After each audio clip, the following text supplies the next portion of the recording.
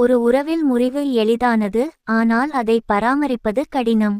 ஒருவேளை அதனால்தான் மக்கள் எளிதில் பிரிந்துவிடுவார்கள். இது எளிதான பாதை. மனிதர்களாகிய நாம் சவாலான பணிகளை தவிர்க்க முனைகிறோம். அவற்றை கையாள நமது மூளை எப்போதும் தயாராக இல்லை. பிரிந்து செல்வது இப்போதெல்லாம் நாகரீகமாகிவிட்டது.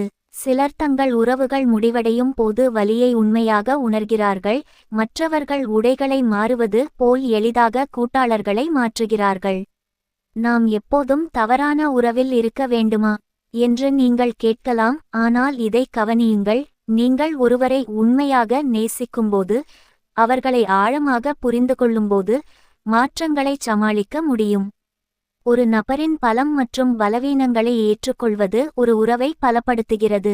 நண்பர்களிடம் புலம்புவதற்கு பதிலாக உங்கள் துணையுடன் தொடர்பு கொள்ளுங்கள்.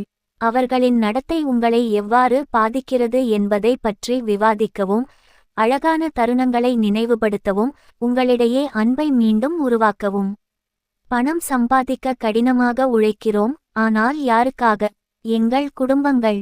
ஆனாலும் வீட்டில் ஒற்றுமையோ அமைதியோ மகிழ்ச்சியோ இல்லாதபோது இரவு பகலாக ஓடிச் சம்பாதிப்பதில் என்ன பயன்? பணம் முக்கியம், ஆனால் உறவுகள் அதிகம்.